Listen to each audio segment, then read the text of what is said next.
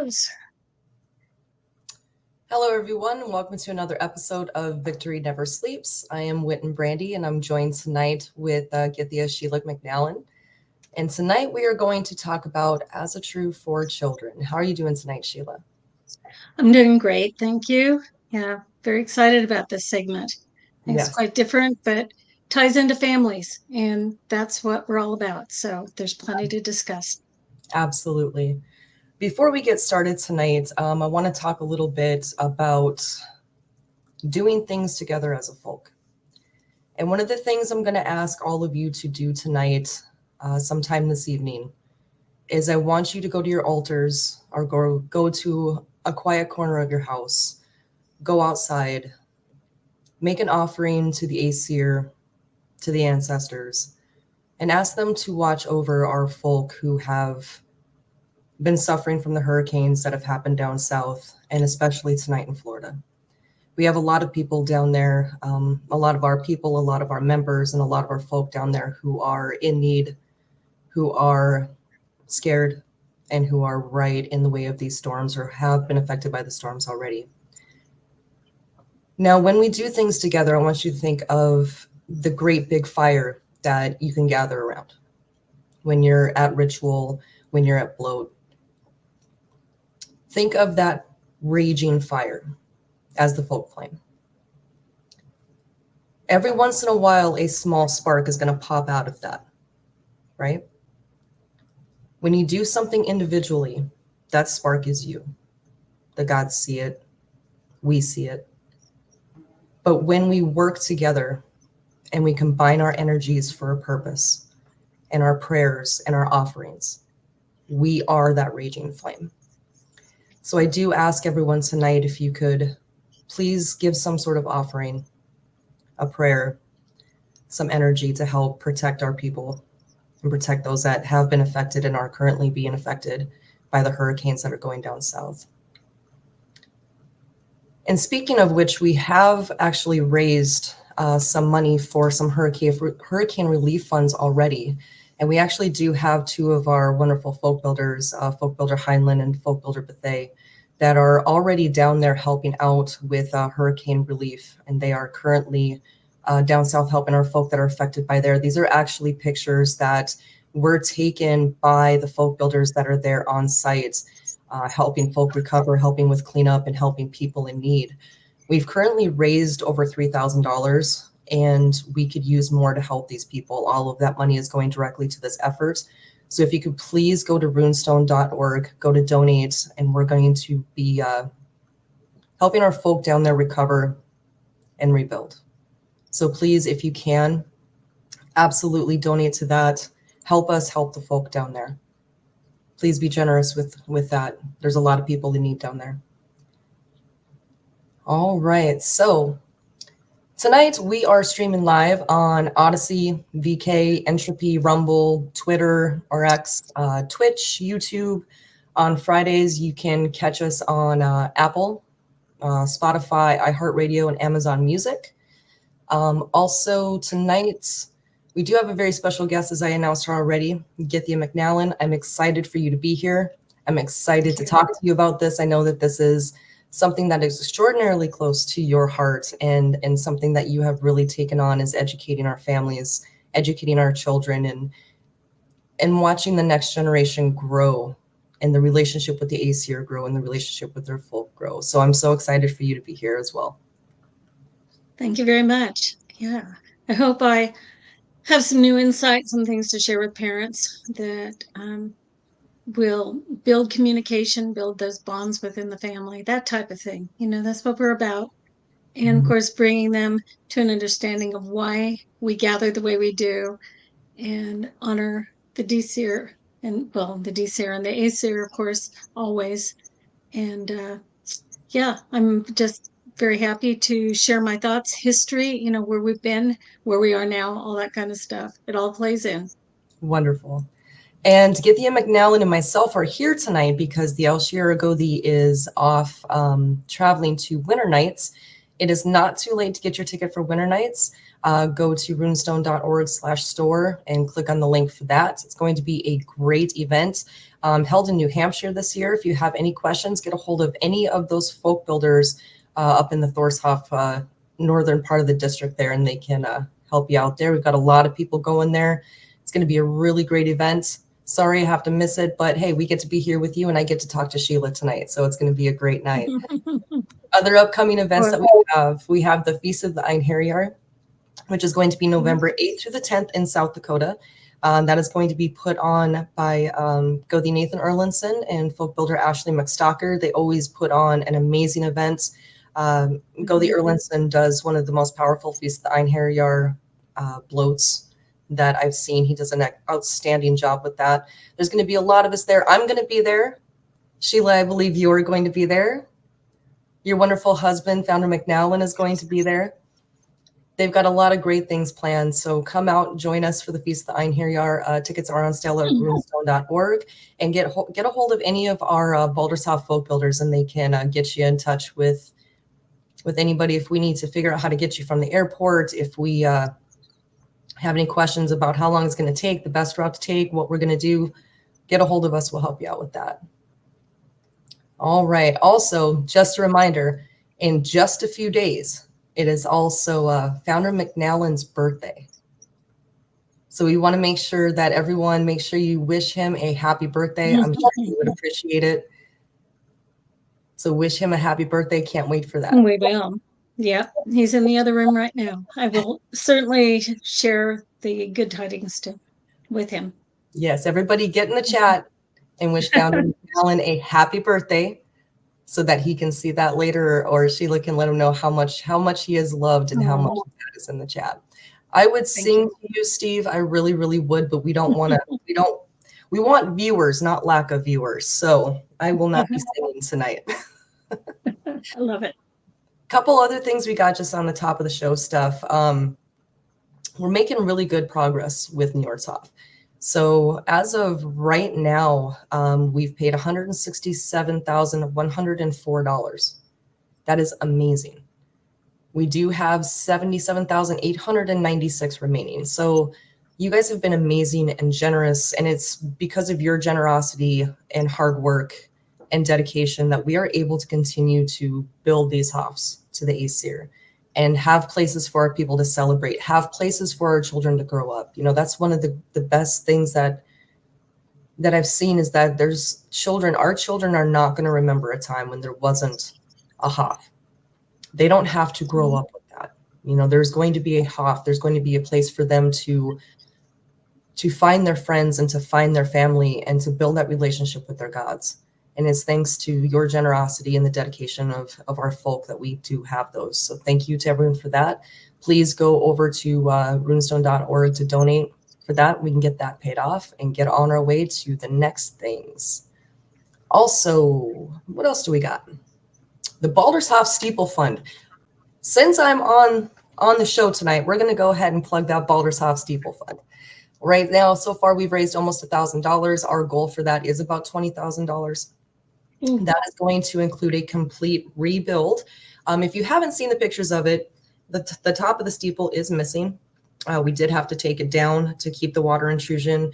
The steeple itself was really degrading and causing some issues. We were getting a lot of water intrusion. So in order to save the hof, we had to take down the steeple.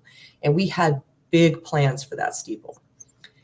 So what we are doing is we are raising funds to completely rebuild that with the dormers and the space for the stained glass that we wanted to do, and also just rebuild it to really match the beauty that it should be for Boulder. So if you would like to donate to that, please do. We appreciate all of the donations that we've had for that as well. Let's see what else. Sigerheim, making good progress on Sigerheim. Sigerheim, we've got about over $52,000 paid on Sigerheim already. Still got a ways to go on that, but it's great. We've already shown that we can really join together and make really, really big strides on taking these next steps together as a folk. So thank you to everyone for all your donations to that as well. And It looks like Ronald Blake has started the show with a $200 donation to the Wow. Hurricane Relief Fund. Ronald Blake, you are so generous and you are so consistent. We can't thank you enough. Thank you so much, Ronald. That is so deeply appreciated. I know the people that are affected by this, they will appreciate the help in rebuilding that. Thank you so much. All right. So I think that's all the top of the show things that I need to hit. I'm sure producer Nick will let me know if I missed anything. And if we do, we'll hop back in and do that. So let's go ahead and get started. So one of the questions I had specifically for you, Sheila, is in all the years that you have led your women and your children and your families in the AFA, what is one thing that you've seen, I guess, since the mid 90s until now? How have you seen the way that children practice Asatru, or the way that the children are included from then till now? Oh, that's a very good question. We consistently have children with us now. At the last event at Odenshoff Winter Finding, we had 32 adults, 16 kids, a ratio of that 2-to-1. And that's pretty amazing, because there would be a lot of events, even in the early years at Odenshoff, where we might have, 20 adults and 3 kids.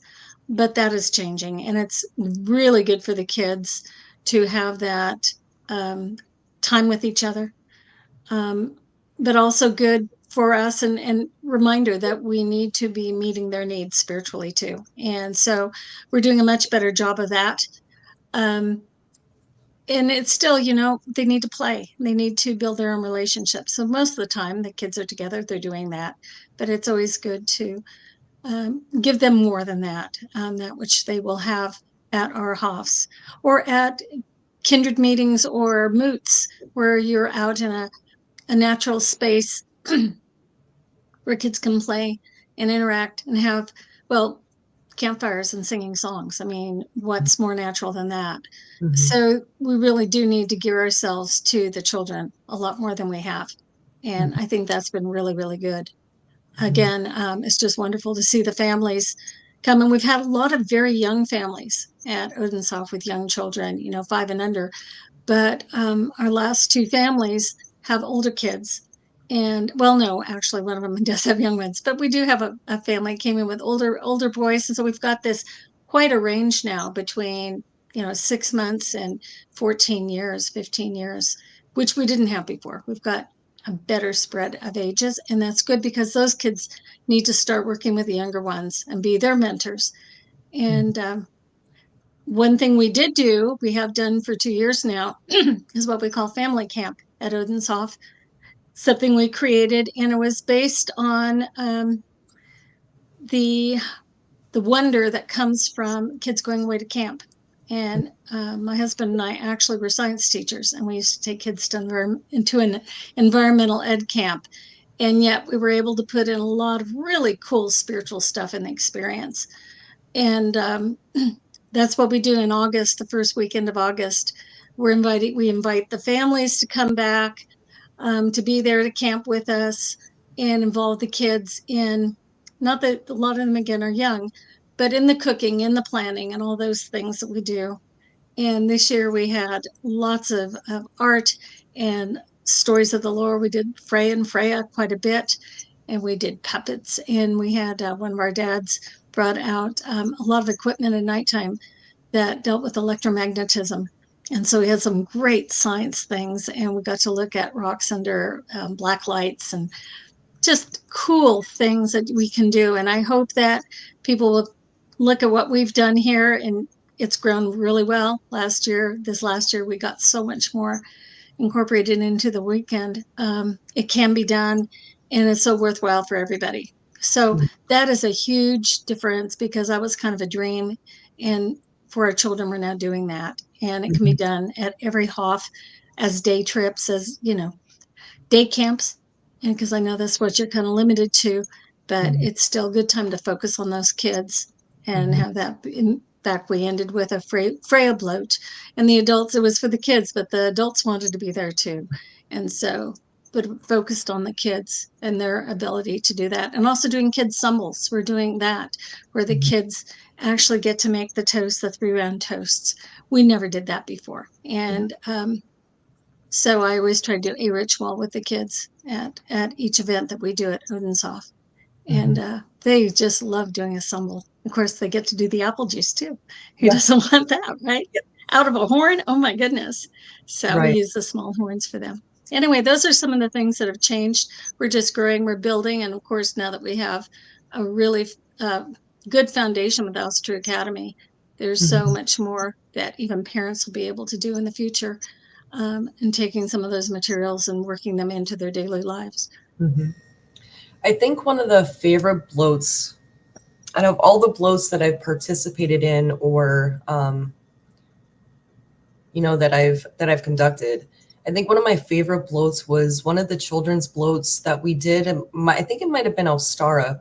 If I had thought about it, I would have sent some pictures to you, to the producer Nick there, to put up there. But we actually had a stumble where the children led the stumble, and they were accompanied by one of the Godar, students, or one of our folk builders. And they actually led the bloat with help from their adult helper, from the welcoming or the entrance to the welcoming, to calling upon the Aesir. They received the gifts, they gave the gifts, they received the gifts of the gods and gave the gifts of the gods, and they closed it. They had so much fun. Those kids were so happy. Every single one of them had a little something to do. They either got to hold the candle, or they got to take the offerings up to the altar, or they got to, spray people with mead. They thought that was pretty cool. And we actually had folk builder Ashley McStalker's daughter, Lily. She did an amazing job of leading that bloat and really helping the kids feel that. She was a little nervous, but wow, she did amazing. And she was so proud, and I was so proud of her, and I know her parents, Gyðja Erlinson and folk builder McStalker, I know they were very proud of her as well. But that was a big deal for her, and it was a big deal for the kids to actually do this. Having somebody help you, of course, and help you with the words to say and the motions to go through. But you could see that the kids were excited to be actually holding the bloat themselves. And we were pretty lucky to have Lily there and to have a few older kids that, kind of knew the process and could do it. But even the little kids, we have a young family, the Proudfoot family. I know we've talked about them a few times, but that they're just an amazing family. But I remember Corey sending me a video of her son walking around their living room, and he would stop and he would hail Balder, and he would march around and he would stop and he would hail Balder. And, they do that at the Hoff, and it's just the sweetest thing. But it's also, a moment that those parents should really be proud of, because they've helped build that relationship between their children and the gods. And that's something absolutely amazing. Yes, indeed. And in fact, when we are doing greeting to the gods, for instance, and the kids are doing their own introductions, and they know exactly which god they're going to hail. Yes. And also just in ritual, some kids are very, very involved at this point and being quite young. Long ways from being adults, but they have the idea, they know why they're there, and they want to be there, and nobody's coercing them at all. And they're so appropriate, and it just brings a smile to your face when even the small kids are hailing the Aesir. And it's very heartwarming to see how many kids want to be involved and do it so well. Right. They do it with such maturity. Yes.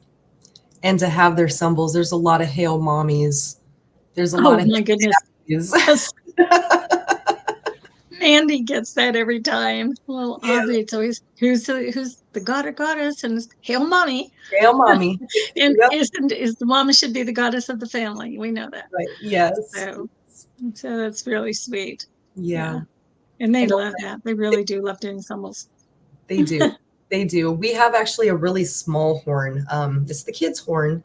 And it's kind of just perfect for them. They don't have to fumble it, but it's just a really small horn, and they get really excited that they get to have their own symbol. One of the things I think that is probably the most heartwarming for me is, when you talk to parents and their kids, and you'll talk to them and I want to go to the Hof and see my friends, or I want to go to Auntie Brandy's house and I want to go to the Hof and see my friends. That's something that's really special, to see kids that kind of get used to each other in the first few minutes, but within 5 minutes, they're chasing each other around. It's like they've been friends all their lives. So that's great. Yeah.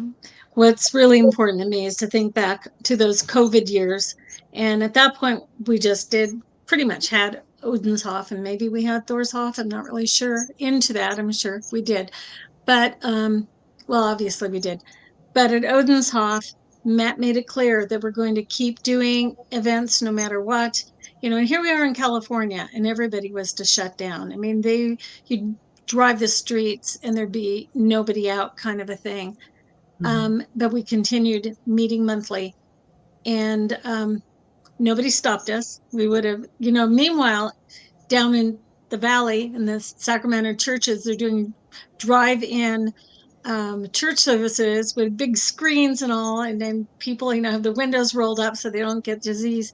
We continued doing what we did, and it was even more important for the kids to be there because that was the only place they could play and be kids, to know that life continued on and that we were not going to stop at the mandates of others, but that they got to be with their friends, play with their friends. And we continued to do bloat and to do symbols and to share the horn, and nobody got sick.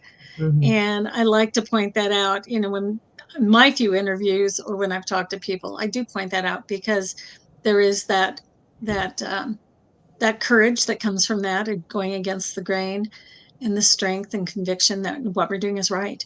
And Matt guided us in that and said, no, we're not going to back down on this at all. There was 1 month where there really was very virulent at that point. There was a lot of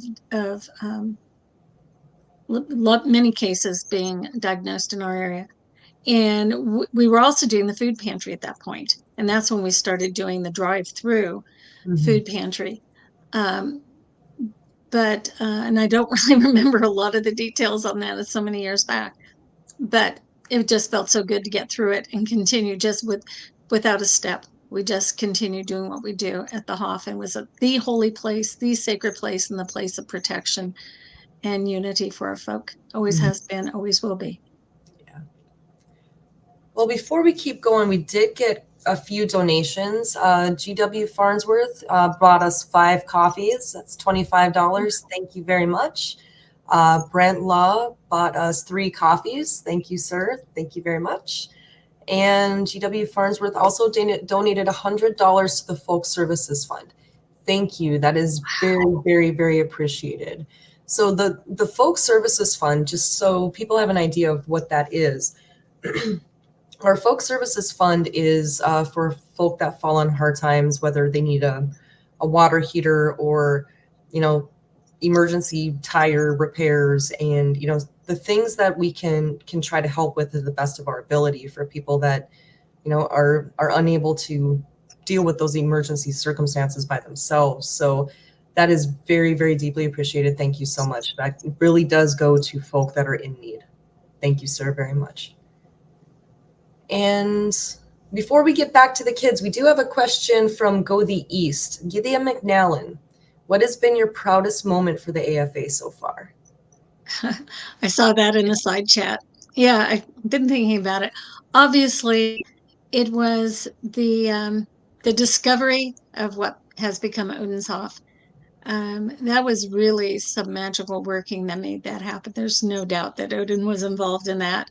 And I had to play a really critical role to make that happen, because it was up to me to go back and provide 3 years of balance sheets for the AFA and, income, expenses, and the whole thing. And I had to do that for us in order to get our loan, our mortgage, through a local savings and loan. And that was a lot of work. And I pulled it off, and we got the mortgage at a good rate, and we paid it off within 3 years. Within 3 years, it was all paid off. We also did a really good fundraising with a group called Indiegogo, And we had people, because it was the first, you have to realize it was so exciting because we had talked about this ever since I got involved in the AFA, which was in the early 90s, like 90, 92, 93. And even back further, of course, back when Steve was doing the Ásatrú Free Assembly, there was always a land and Hoff fund where you could drop your $5 or $10 in, and people did. People were donating because everybody wanted that, and we thought we would get it, but we had no idea how to do it. And it was one of those things that when it happened, we were ready. We were ready. We had enough money in the bank. I've been just as we are, was frugal with the money. And so there was enough savings there. Plus we made about 45,000 within about, I think, 4 or 5 weeks with Indiegogo. I mean, people really came through because and there's actually the video there for you guys to go see. It is the New Grange Hall promo video that I put together, which I love. It just kind of, brings back the old days of so much expectation of what it would be like. And it has turned out beautifully. Just couldn't be better. But the gods said it was time. Odin was there. And you may know that the name was because it was originally the old Grange Hall there in this little town of Brownsville, nobody had ever heard of. None of us even knew Yuba County, let alone that town of Brownsville, which is in an unincorporated part of the county with a lot of other little towns like Forbstown and Rackerby and all these little towns. But we ended up there for some reason, and it suited us so well. And it's the most laid back community, except they're very Christian. That's probably the biggest detriment. And they've had their drug issues and whatever. But they are just genuine down home people like you find in other parts of the country, and it's not California at all. And they would not want to be associated with woke California. That's just the way they are. And we found this place. It was the old Grange Hall. It had been abandoned. It had been lots of other things. It had been a Christian school, karate studio, I think, bingo things, had been dance halls. The kids, adults come back and talk about how they would have dances there. In fact, the whole community would turn out for the dances that would take place in the old Grange Hall. So because it was the Grange, it was my idea to call it New Grange. And our roots back there in Ireland with New Grange, and it just made sense. And so it was called New Grange Hall, the first half of the Ásatrú Folk Assembly. But then a few years later, and this was even about the time I think Matt took over. Well, in fact, that was a couple of years after that, probably 2017 or so. We heard from the Grange. You think the Grange, but the Grange is some kind of agriculture group. Well, they kind of threw out their muscle on us and said, you have to stop using New Grange because we own the word Grange. How can that be? It's a timeless word that deals with agriculture. But you know what it did? It's like all things. And things can be upsetting at the time, and you wonder why on earth has that obstacle been put in our way. But because of that, Matt came up with the idea of, well, let's call it Odinshof. We're going to go through the first 12 gods in the Gilfginning, I think it is, right? And it would be the first one. And how perfect, because the color was red, and as you know, and the cross pieces up at the rafters, up at the geez, I can't even think. Anyway, the crossed barge boards were horses. That's what they carved. And it was perfect for Sleipnir, obviously. And then when you think about it, my husband Steve has always been connected to Odin. That's always been his god. He'll tell anybody that. He's done bloat to all the other gods. But there's something about Steve and his connection. I know even the True Lothmal talks about Steve's connection with Odin. Yes. And it's true. And so how perfect it was that in choosing a new name, it would be Odinshof, the first Hoth, truly the first Hoth.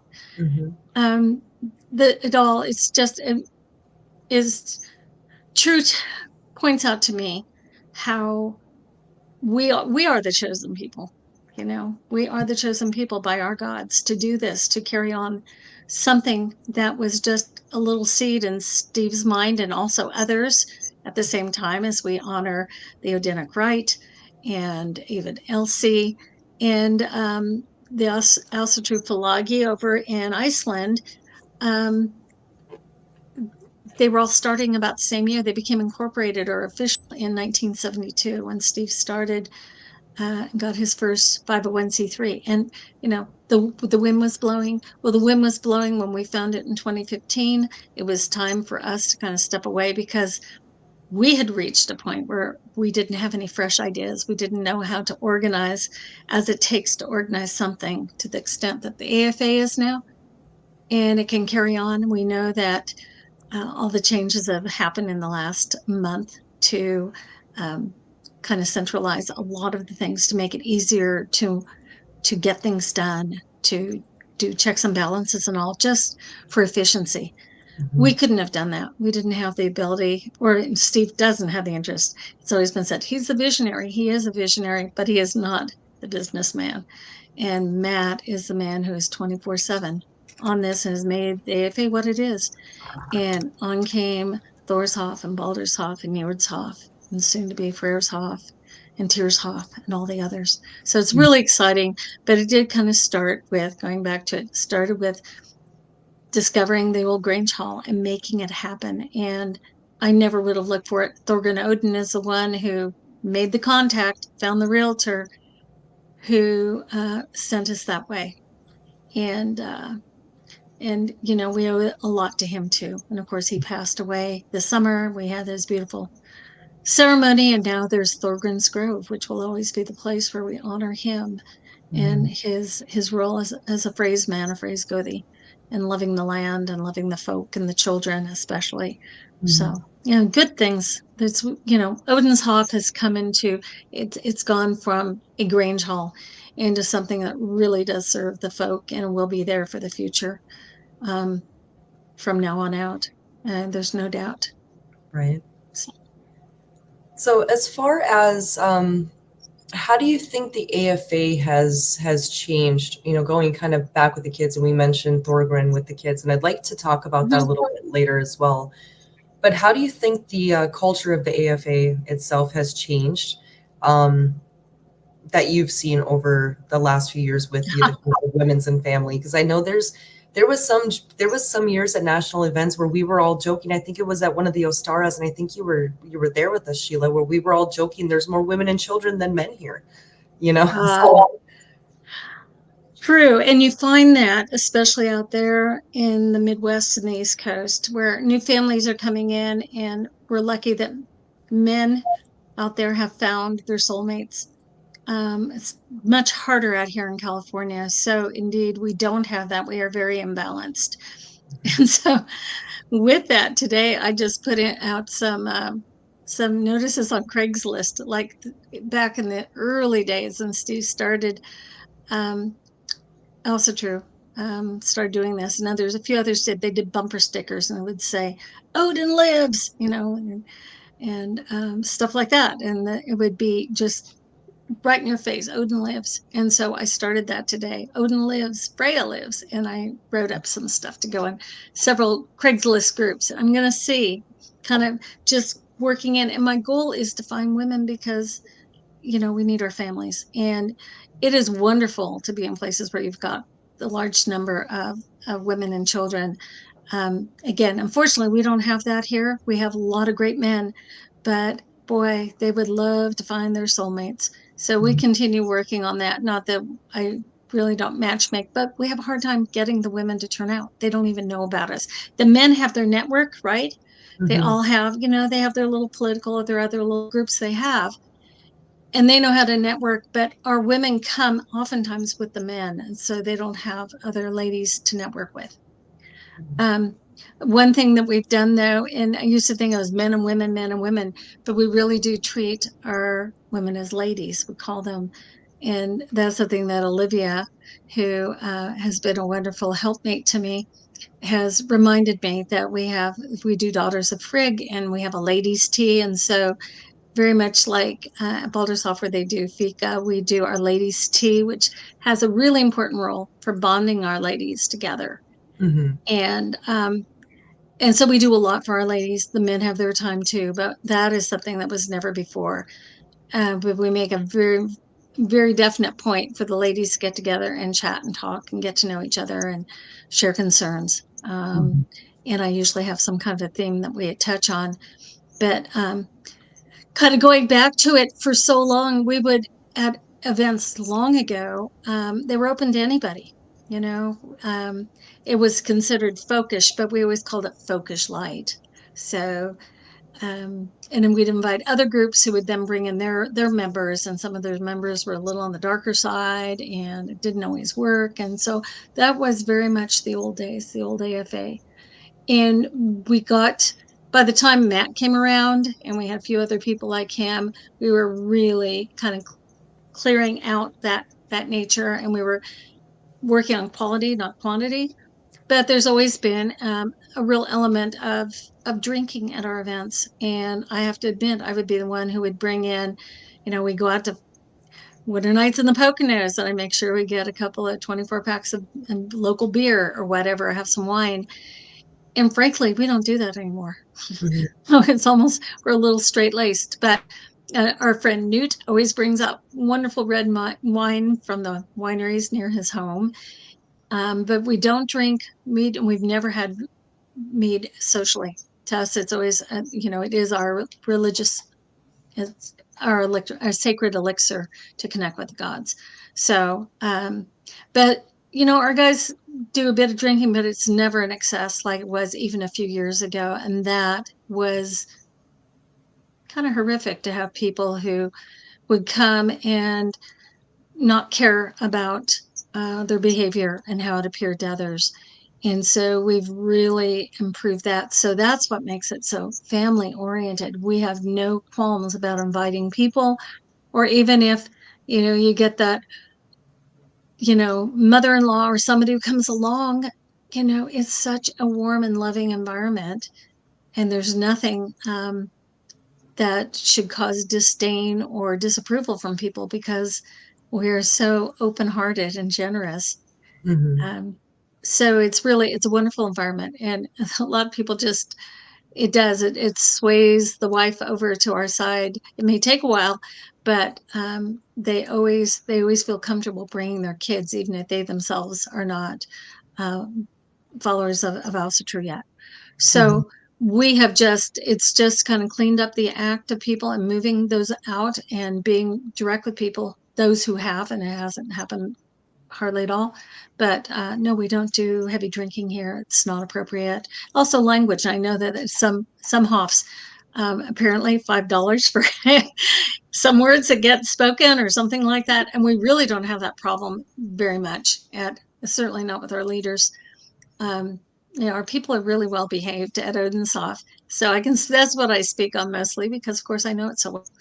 Mhm. But yeah, I know every Hoth has its own personality, its own culture.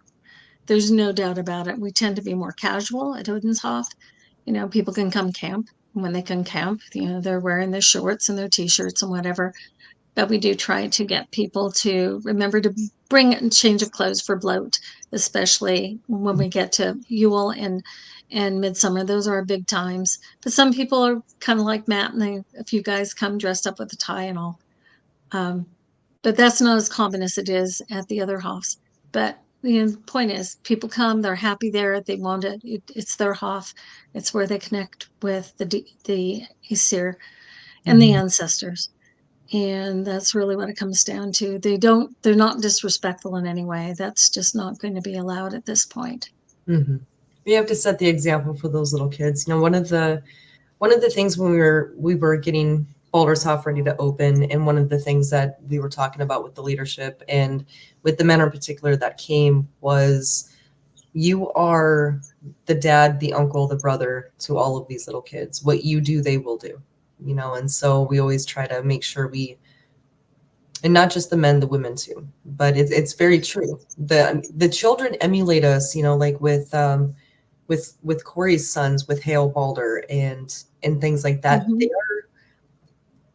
They are mimicking what we do now, because they're learning what they learn what we do, and they may not fully understand what it is that they're doing, but they're going to mimic it first. So if we mimic that pious and responsible behavior, are we if we are pious and responsible, our children will mimic that behavior, especially in a religious and a church setting. So. Speaking of Corey, she does ask, can you please tell us about the before the meal blessing, something about might and main? I can't quite remember. Yes, Nick, I think, has this that he will go ahead and pop up for us. Everybody take a minute, screenshot that, take a picture of it. Speaking of children, this is a great prayer to teach the kids with the rhyming to it, with the wording to it, and it really kind of sets that tone for what we're asking. It is a very pious prayer that you can teach your children. And it's something that you can let your children lead once they know it. So speaking of kids, this is a very good prayer. Go ahead and screenshot that. Write it down if you have time. Nick is also, if you could post that in the chat. This is a prayer that you can teach your kids. So one of the really neat things about going to Thorshof, the children know this prayer. The adults know this prayer. They say it together. It's a beautiful thing. But yes, what's the source of this? Who actually wrote this? This was written by law speaker Turnage. Oh, okay. Very nice. It's beautiful. Very nice. I think I've asked that before. In fact, I think last time I was on that came up. I need to get a copy myself. It's totally beautiful. And I've just been informed that there's another one that was written by Witan Erickson, which is a prayer. And I believe this is their family prayer. Nice. So here's another one that we can write down if Nick will put that in the chat as well. Something that we can teach our children and a tradition that you can pass down. So that is so important. Yeah. Families need to have their own traditions that and of a religious nature, because we haven't had that before for our folks. So yep. Yeah. Big family prayers. So Ryan Wiltonson asked, question, what about saying golly darn shucks and other stuff from Leave It to Beaver? I mean, if that's going to prevent you from saying words that you don't want the children to repeat, by all means do so. Yes, the intent's the same, but we're not teaching them to say it in public. It is much better for those kids to say golly darn shucks and other stuff from Leave It to Beaver. My children learned Martha Stewart. So yes, when I got angry, it was Martha Stewart. And when I was very angry, it was Martha Stewart Living. So that's what we used. So every once in a while, you'll hear my kids go, Martha Stewart. That's fantastic. Yes. Yeah. So kids and Asatru, Sheila, let's jump into that. Prayers. Is there any particular prayers or any recommendations that you would have for teaching parents how to teach their children to pray? Let's start there. How do we tell children to pray? Well, obviously, even just hail Odin, Odin hail, Odin give good gifts, something that very basic. It has import, it has clarity to it. And of course, it's something that adults can do too. And it's wonderful when people get together and they have a bit of privacy. To do that is kind of an opening, because it's what we do when we do our introductions. That's called greeting to the gods or greeting of the gods. And I think that whether the parents actually have prayers that are memorized, I think ending the day, with the thanks to all, and you can go through the Aesir and the ancestors and the Lambetir, and then my pets and my friends and my, all my mom and dad. Very important for us to all be thankful for the blessings in our lives. I really stress that a lot. Just the person I am. Gratitude was one of my big words this last year. Having gratitude, grateful for what we have and what we learn. I would say, yeah, parents look for opportunities out in nature and point out the blessings that are out there in nature, and then refer to the Vanir, the Frey and Freya and Njord, and get the kids familiar with the names of the gods and when you're out in nature. And again, of course, everybody loves Thor doing a thunderstorm, but Freya and spinning the clouds, or not Freya, sorry, Frigg spinning the clouds. And some of those stories are important. Reading the stories, telling the stories, and even retelling stories so that it is the kids, you could ask the children, what story do you want to hear tonight? And then you repeat kind of the essence of the story and then let them end it, or that kind of thing. But I think there are a lot of opportunities for parents to work prayer into their lives. Certainly, animals pass, relatives pass. We've seen that with some of our families locally of the kids who have to understand that person is no longer in the life as we know them, but they continue on. And that was a big lesson for a lot of people when Thorgan passed this year, because we did it so very profoundly. And so those kinds of things, reminding them of life and death and the cycles, and certainly the ancestors, to honor our ancestors who were doing it winter nights. But to have them think about the ancestors and ask for their blessings and watch over the family and help the family and guide. All very important things. So yeah, as for prayer, Steve, my husband Steve, wrote some beautiful small prayers in the Book of Faith. And I love reading those myself. They were done a long time ago, but like everything, if it's well written, it's timeless. So those still really are nice prayers, and they can be read aloud, recited as a family, that kind of thing. Yeah. How about you? What would you say? So some of the ones that we did with my kids when they were little, we used to always greet Suna. We would greet the day every day when we wake up. We would greet Mani every night. So, but it was more along the lines of approaching the morning with hope and ending the evening with gratitude. Yeah. One of the others, we grew up in the rolling nothingness that is, North Dakota. And in the wintertime, it got pretty rough driving places. And we used to do the litany of the gods in our heads when we were on long trips, because there was a time when we were driving, back and forth 100 miles every weekend, and when there was inclement weather, if it was really snowy and slippery, and the kids could tell that I was a little bit nervous, and if I'm nervous, they're going to be nervous, so we used to do, a whole litany of the Aesir. We would hail Odin, we would hail his wife Frigg, we would hail Thor, would hail his wife Sif. But we used to go through the litany in times of stress, especially when we were traveling. I know some of us can probably remember our grandparents who used to have like a travel Bible that they would read the Bible. We would have a travel Havamal, and we would read from the Bible.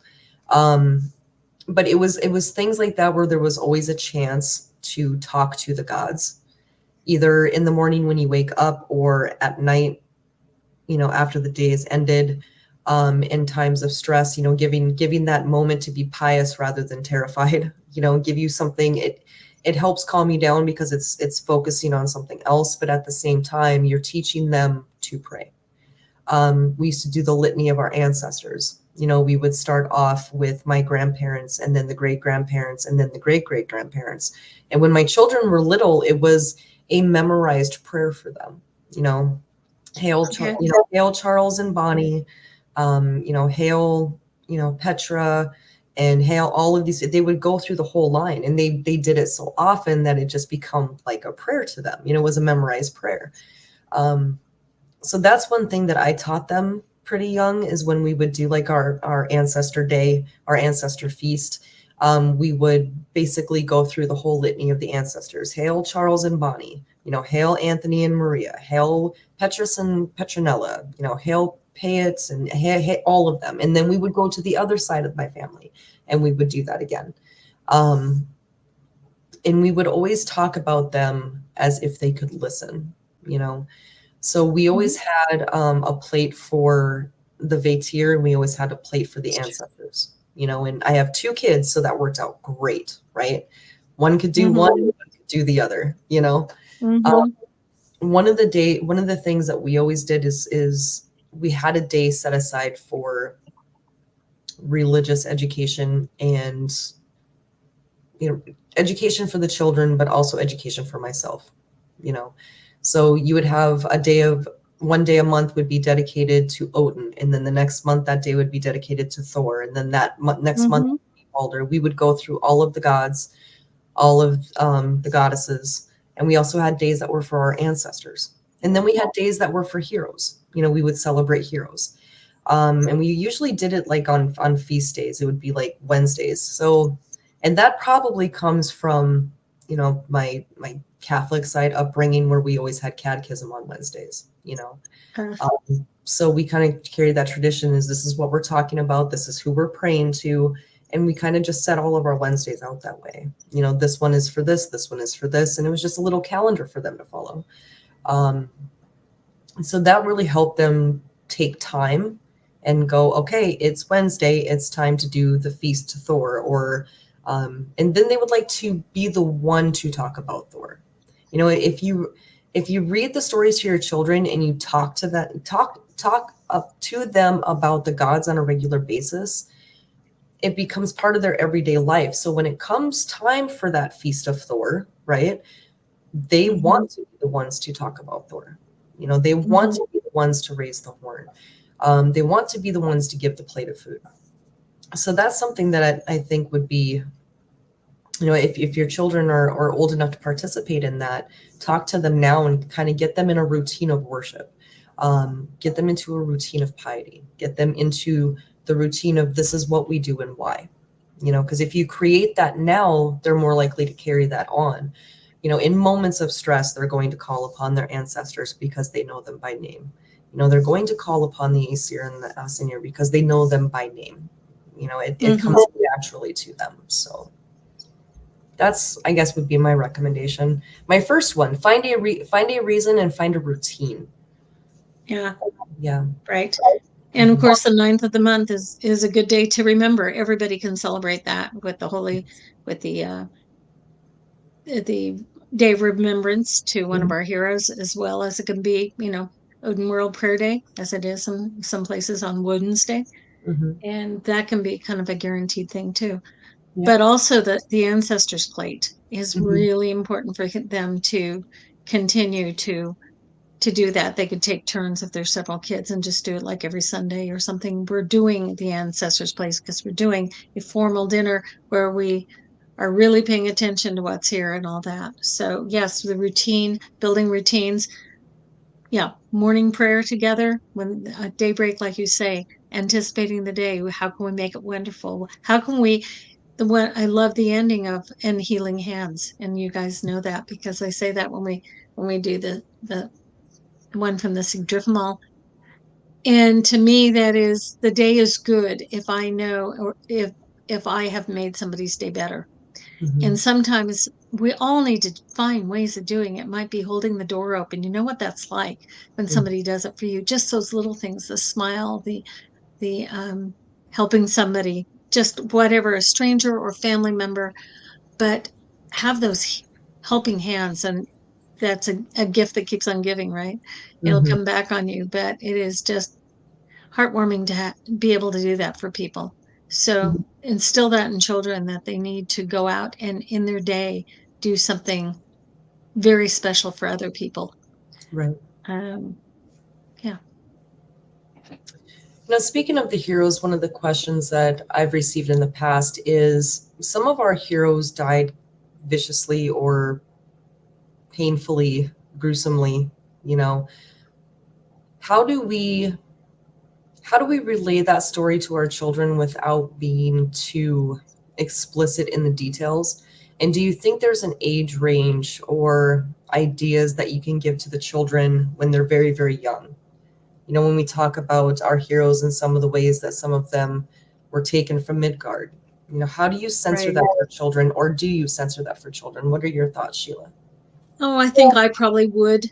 You know, there's enough tragedy and bad things in the world that to give very young kids a sense of violence and atrocities for people.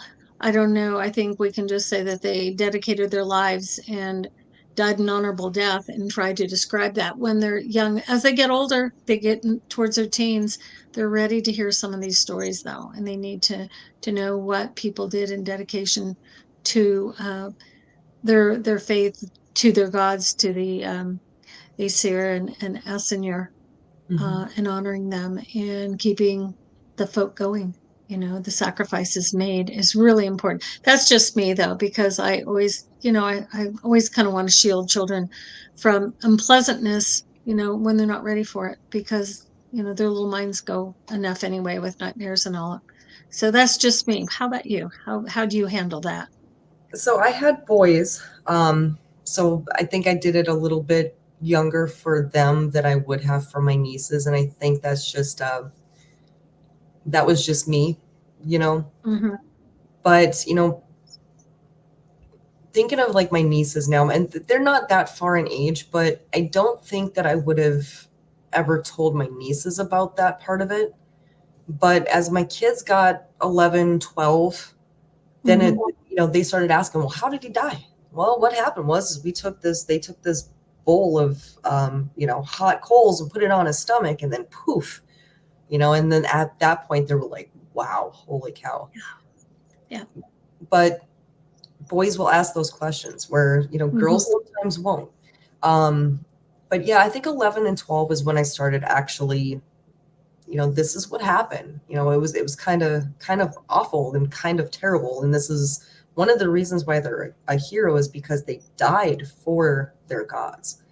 And that's a Right. very heavy thing to put on a kid, even though, they're heroes to us. And of course, they see cartoons and stories and movies where people do die and things do happen. When you start talking about it, it kind of can get a little bit heavy, but you bring into that whole, this is why they're a hero. This is the Mm-hmm. sacrifice that they made for their gods. This is how strongly they were, this is how strong their loyalty to the gods were, is that they Mm-hmm. would not do the smallest thing. They would rather have done this than denied their gods. So, that can kind of hit home for a kid. So you got to kind of be careful on how gruesome, how detailed you're going to get with the Right. gruesome deaths sometimes. But what I found with my kids, my kids were all about, I want to know how. Like, how does that work? And then I have my oldest would be like, that's not real. How does that actually work? Because he's the one that wants to know how everything works. Now why Yeah. would it do that? Is it like because it was like microwaved and it popped, or how do things like that? Just great questions. But yeah, I think they were about 11 or 12 before we started getting into that level of stuff. Um, Yeah. So with the days of remembrances, is there anything that you would recommend for parents on? Is there anything that they can do in the home to start letting the children hear about the heroes and honor them on their days of remembrance? Is there any simple things, older children, younger children, that you would have ideas for? Well, we know that all of them have been, their stories are available in the runestone, Mhm. which is nice. You've got the whole year. Katie Erickson, Gyðja Erickson has done most of those for us. Again, parents, if their children are attentive and they want to hear the story, the parents can read the story to them, and skip a few sentences if it's not appropriate for that particular age. But talking about the times, trying to encourage them to find out about, history is important, what was going on. And I can't say I'm an expert on things like Scandinavian history. I'm not, but I would say that there's a time and a place, and for kids as they get older, where there's similarities, what we learn from that today, of course, and even as children, they may be able to find the relevance in their own lives with their own friends or family, that kind of things. Um, we have pictures. We're doing the holy, now we've got them with the Solnon rod and red and all that kind of stuff, which is kind of cool. and get them so they can start. You could actually play games with them. Which is this? You know, you could put their names and do a matching game or something like that eventually, because they're ready to learn. I mean, they are little sponges. I have to say though, see, I did not have young children who were raised in Asatru, and I am seeing families all the time who their children just are steeped in it. You know, they already know it. It's familiar and it's comfortable, and that's as it should be. But for the generation that we had when I started now, so true, and we were kind of starting fresh with a bunch of new people. A lot of them were relatively new to Asatru, and they didn't have many kids at that point. We had a few families, not many. And they were quite involved. Some of those were raising their kids very closely, somewhat with the Lord, but certainly with traditions and in the old ways. You know, that was nice just to see that, and the traditional foods and the culture and all that. We can do so much more now, though. And so when the materials are there, parents should be using those and trying to just come back to it every year. You know, we've got these same holy people in our lineage. In fact, you know, they were ancestors of ours, and they sacrificed for us. And yeah, that's all important. And I think parents can probably find some ways of incorporating it. I haven't really thought that much about the heroes though, so much with the kids, but it's really important, especially when they get into those teen years and they're starting to make decisions of right and wrong. Right. And you know, the whole nine noble virtues hit real hard. So you might want to again go through which virtue are we talking about here. And that's one place you could repeat that, all that, and look at what would have happened if, you know, those kinds of things with the kids carry the story further. Right. When they get into their teens. Right. And we do actually have some, so this is a good time to talk about the Academy, because the Ásatrú Academy actually is open, even if you're not homeschooling your child. The Academy is open for religious lessons as well. So if you are interested in, you know, the Academy for just religious purposes, because you don't have the ability to homeschool your child for, you know, whichever reason is best for your family, we do have those religious studies available in the Academy as well. And one of those lessons is on the heroes. And I think they've got a lot of the old youth program lessons on the heroes in there as well. So those are pretty fun. And those are good for older kids, younger kids. I think they might have them set up. I'd have to check with Nick, but there was a few different age levels, you know, depending on what age the child was, there was a different lesson about the hero. Absolutely. We have word searches for the heroes that are set up. There's one that's like K through second, one that's like third and fourth, one that's fifth and sixth, different levels of difficulty. We have heroes, holidays, the Aesir, lots of other activities. Outstanding. So if you are interested getting help from the Academy in religious studies for your children, please visit the asatruacademy.org.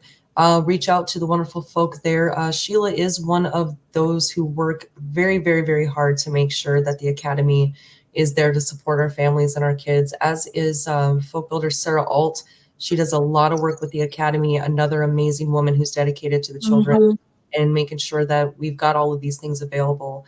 And Gyðja Rob Stam as well, the Dean of the Academy. Reach out to any of those people and they can definitely get you lined up. Yeah, there we go.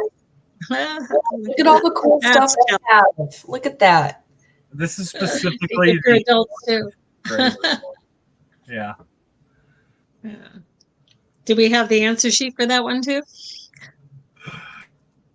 The solution? No, I did not do it. I did not make an answer sheet. I made these. I didn't make an answer sheet. So parents, you got to do it too.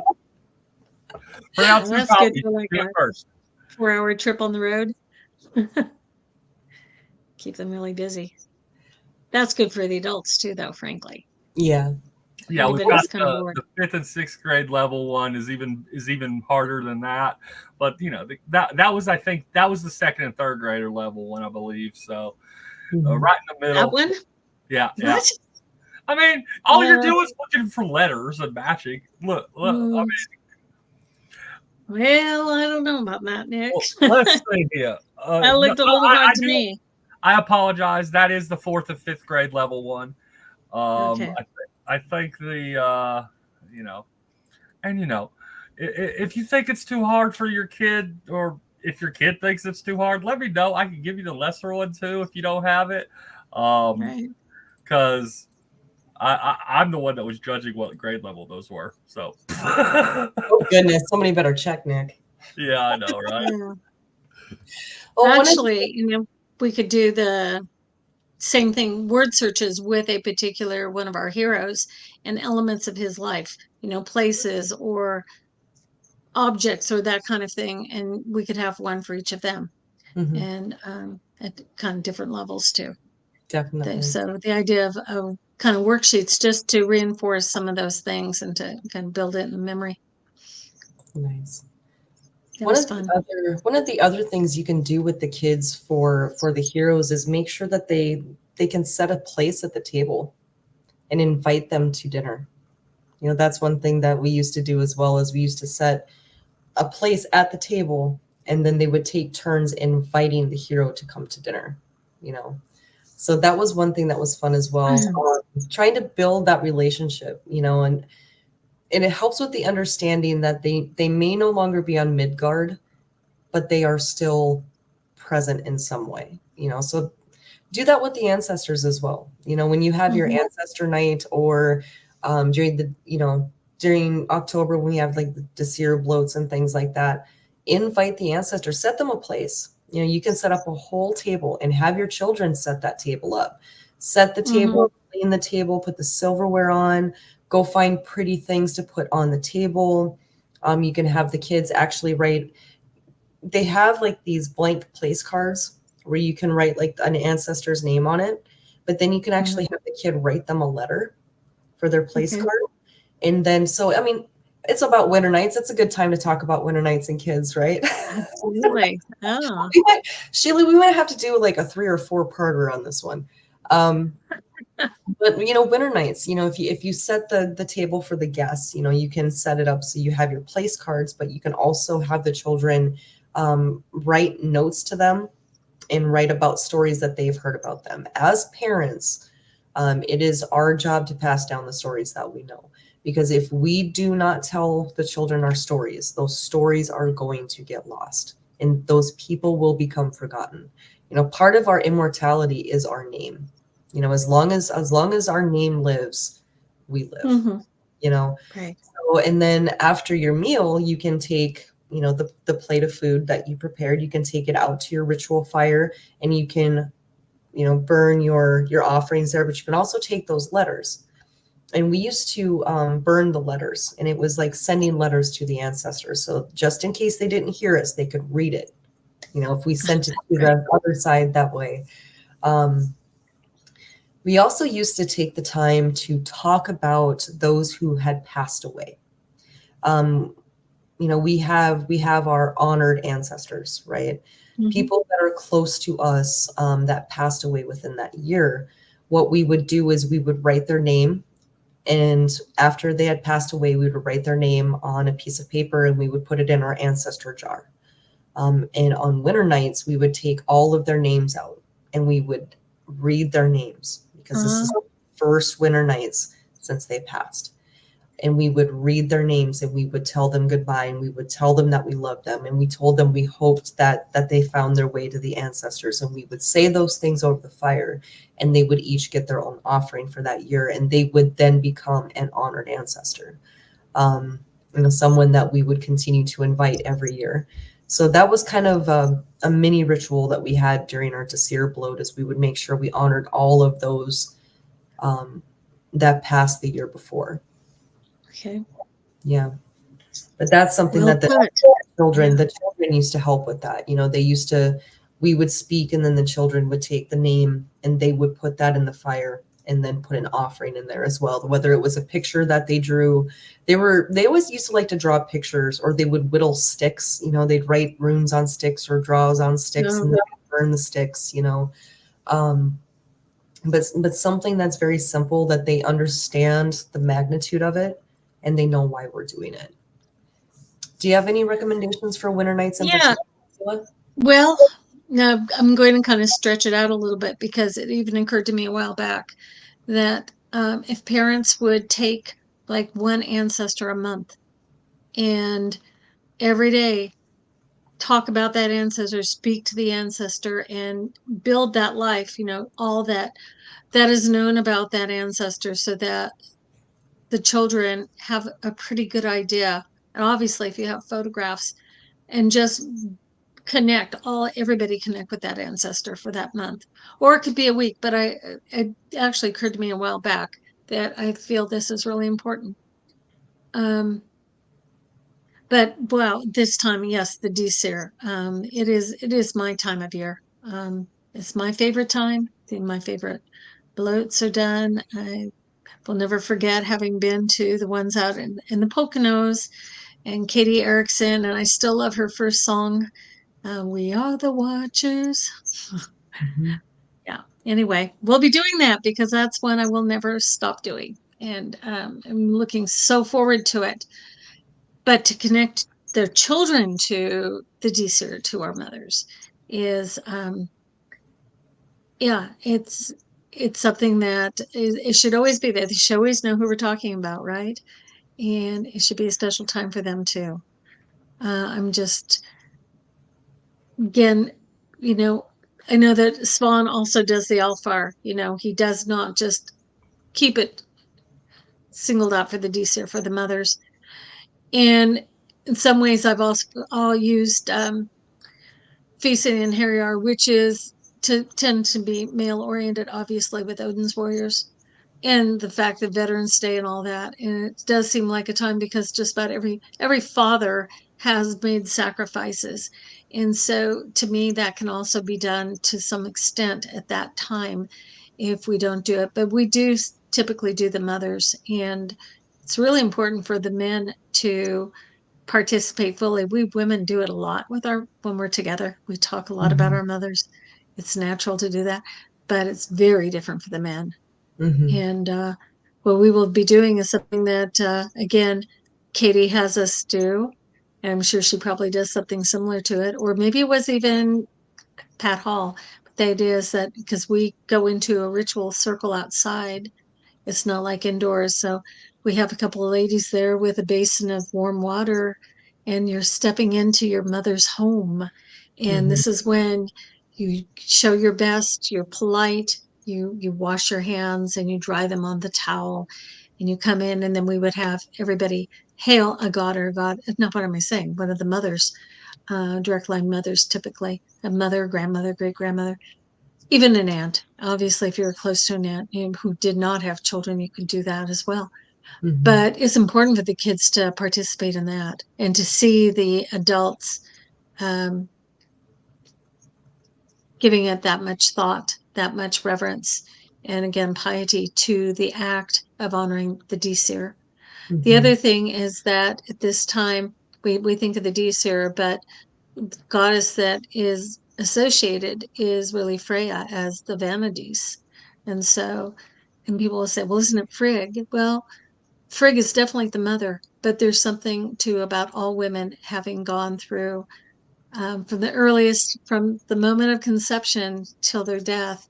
It is that long life and the beauty of going through the many stages of youth, and then those young adult years and marriage and children and all those things. And I think it works very well for both Frigg and Freya, but there's something, that life force with Freya, that is just felt particularly all through the life. And I think that is somewhat representative with honoring our mothers, knowing them not just as we knew them, but that they all lived dramatic lives. There were times, there were things they went through and learned from, and people they knew, and decisions they made. Mm-hmm. And we will never know what those are, but they know, and they're still with us. And so that we must remember to try to communicate and have them speak back to us if they so choose to, but to certainly connect with us and help guide and give comfort. I've been saying that actually in letters this week. for the Disir to be there to guide and help give comfort at times of need, because they're our mothers. It's what they do. So I think for kids to be around adults who are also honoring those who have passed is really important. Yes. Mary has, hi, Mary. I'm glad that you're here. Mary Minshall. Oh, Mary, dear Hello, Mary. Mary. She asks, what about heroines? Should we talk about Boudica and other heroines, both historical and mythical? I'm thinking about daughters and granddaughters. Yes. So, you know, we do have some of our heroes that are, you know, we do have female heroes. We've got Elsie, we've got Queen Sigrid. But if there is somebody in the sagas that you're drawn to for whatever reason, of course, you know, talk to the girls about them. Talk about what makes them strong as true women, right? Talk about and things that you want to look for in that is, were they brave? Were they loyal? Did they tell the truth?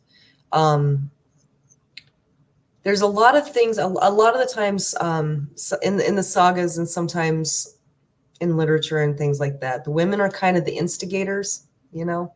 So sometimes you gotta explain to the children why you're honoring that one. You know, she was loyal, she was strong, she was brave, she did good deeds, she told the truth. Also, one thing that I feel personally, and I'll get your opinion on this as well, Sheila. Folklore is something that I feel we should be teaching our children as well.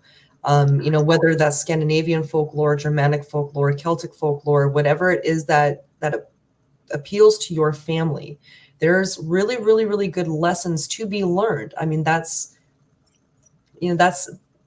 are stories that, again, if we don't keep telling these stories, they're going to be forgotten, or they're going to be, you know, bastardized and commercialized for Disney or Pixar or whatever. Right. Let's tell the real stories to our children. Let's make sure that they know them. Let's make sure that they know the lessons of them. So I'm a very big proponent of make sure that you are reading folklore to your children. You know, whatever you celebrate as a family, you can sit down and concentrate on the Celtic or the Slavic or the Germanic, the Scandinavian, whatever it is, but keep those stories alive, because if we don't lose those stories alive, if we don't tell those stories to our children, those stories are going to die, or they're going to be changed in a way that our ancestors wouldn't even recognize them anymore. So big proponent of that. What do you think, Sheila? Absolutely. Yeah, I totally am proponent of folklore, history, the whole thing, culture. And again, I'm way into music and wanting kids to have the experience of classical music through the ages. And understand that so many of those, I mean, those were our ancestors. This is out of Europe, so much of our culture, even here in America. So I tend to also be a proponent for American culture that is traditional American, like, well, let's say Johnny Appleseed. You know, we remember him for having spread the apples all over. And that's a simple one, but there's certainly other heroes we have in this country as well. Because they're going to be washed away out of history, right? That's the plan. Anybody who is white who did anything is not going to be in a future history book, and we know that, and we can't allow that to happen. And these are our ancestors, some recent ancestors for our own folk. But truly, the folk tales are important. They have lessons to teach us, and I've been reading through actually Grimm's fairy tales with the thought of maybe reading some of them for our story time. And I keep hoping I'm going to find a little bit more in there that's a little bit more that nugget of, you know, goes way back to very much our mythology. And I'm not really getting that so much, but it's still, you know, all those fairy tales, because we were raised with them, the nursery rhymes, you know, and sing the nursery rhymes because most of them have songs, but it says so much about what history was like, what culture was like when these were done. And of course, some of these are little stories about political or uprisings, those kinds of things in Europe. But it's very important to introduce kids to folk tales of all kinds. Absolutely. And the older the book, the better, honestly. So when it comes to translations of the lore, when it comes to translations of anything, whether it's the Poetic Edda, the Prose Edda, Heimskringla, folk tales, the older the book you can find, the better, because it's not watered down, it's not censored, it's not politicized. ForgottenBooks.com. I'm not sponsored, but I should be. Oh. I send everybody there. A lot of the books that I teach other people from, and a lot of the books that I have personally, they're published in the 1890s or 1920s. It is before we started trying to censor everything, so the older the book, the better. And Right. you talked about classical music. Have you ever seen the rune steps, where they have little footsteps that make the runes, and it's a little dance that you can do? Have you seen that? No.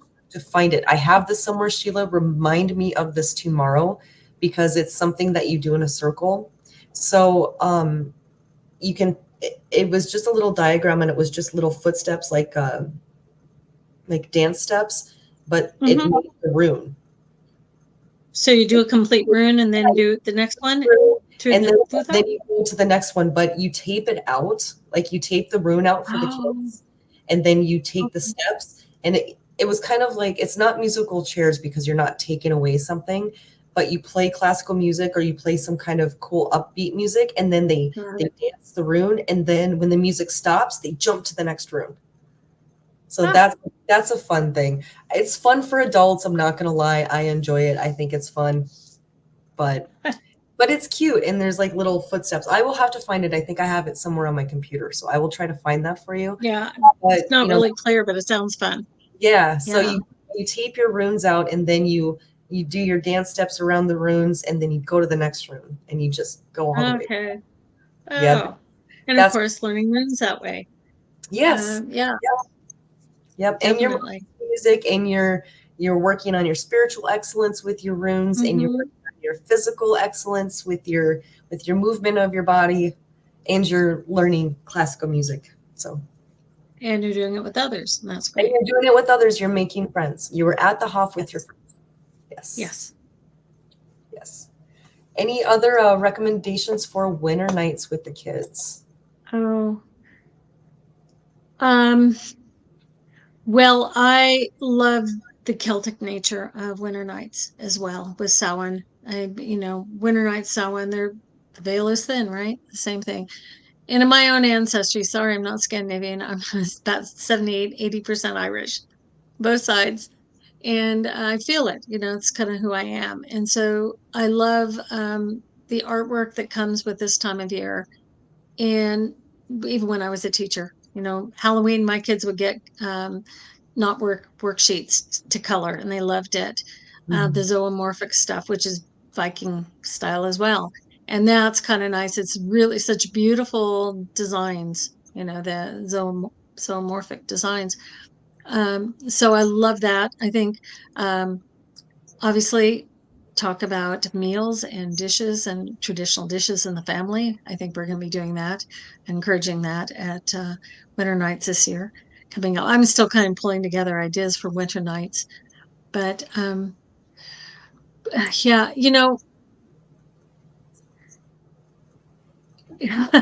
and we would try to make it like a Halloween for the kids with the whole, and again, that's our tradition, right? To carve the pumpkins. We used to carve the pumpkins, got a little too messy, a little too hard with so many kids, but certainly decorating pumpkins and the whole history behind that. So I think sharing the history of this time of year, of the harvest times, and at the end of the harvest, and the end of the year as the Celts saw it in the beginning of the new year.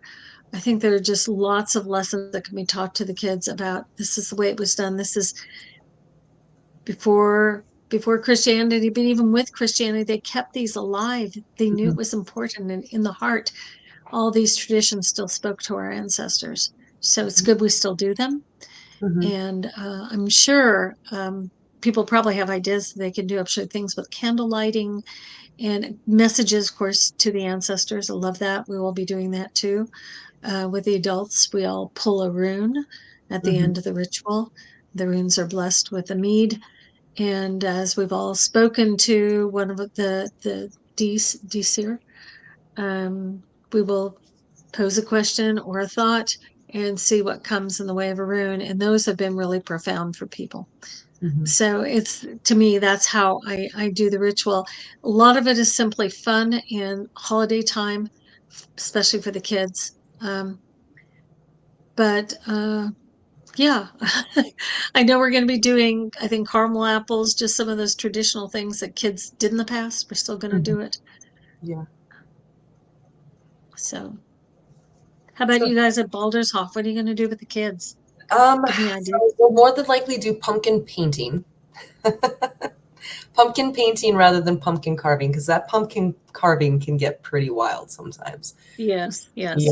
So more than likely do some pumpkin. We're going to have the kids wear their Halloween costumes and go from there. But probably some kind of pumpkin painting, I think, is what we're going to do this year.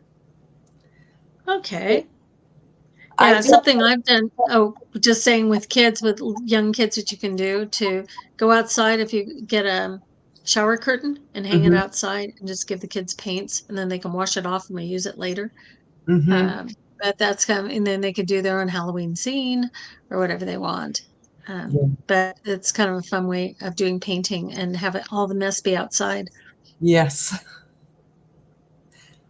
Yeah, it looks like, yeah, we got all kinds of interesting crafting over there at Baldur's Hof. It looks like they're carving pumpkins and painting things. Yeah. So Jesse Schaefer and Ashley McStalker have always got cool things for the kids to do. They do a great job with all of the cool stuff that they do with those kids. So yeah, there's a lot of cool stuff there. So another thing that you can do with the kids, and I'll get your take on this as well, Sheila. Most people only visit the cemeteries like on Memorial Day, you know? Right. Winter nights is a good time to do that. So some people are like, oh, that's creepy. Why is it creepy? Why is it creepy? Our worldview is not that this is creepy. Our worldview that this is the best time to communicate with our ancestors, right? And that's something that I always wanted to stress with my kids. They're not creepy. You are going there to pay tribute to and leave an offering for our beloved deceased, right? So I don't know why my grandmother did this, but we always gave white carnations to the women and red carnations to the men. I don't know why carnations, and I don't know why the color. I don't even know if there was just some significant meaning behind that, but it was always the same thing every year. But they was always on Memorial Day, but I always felt that it would be more appropriate to do that at winter nights. I would agree. So that's did you have a family cemetery where you could go and it was just lots of family members? Yes, sort of. So where I grew up in Montana, there's like a whole corner of the cemetery that's just my mom's family, you know, and it's kind of like when the first one, you know, when Grandpa Gruff passed away. And even before then, because Grandpa Piet and Maria are buried there as well. But then everybody just kind of started buying the lots around them, you know, and when the lots ran out, they started burying them deeper, and then they would bury the spouse on top of them, you know, so they were there. Okay. And then a lot of us want to be cremated. So now we have cremated remains that are buried, you know, in front of the headstone of their parents. So the family is staying together. You can go there and they're all, unless they're in the veterans part of the cemetery, they're all right there, you know. So that was something that was very special to me as a kid, is going and seeing the names of my ancestors. And we used to do gravestone rubbings where you would rub them, you know, with the chalk, and you'd get a gravestone rubbing on there. But to see them there and to see the last name and their first name and talk to the children, this is who this is. This is, you know, my grandmother and grandfather would tell me, this is my grandpa, or my mom, my dad, and this is my brother who died when he was like 13. And this is, you didn't get to meet him because he died in World War II, but here's this person. And they would actually explain who all these people were. And when my kids go back there, they're like, yep, this is Piet and Maria, and this is Anthony and Barbara, and this is, my grandparents, Charles and Bonnie, and they're all right here.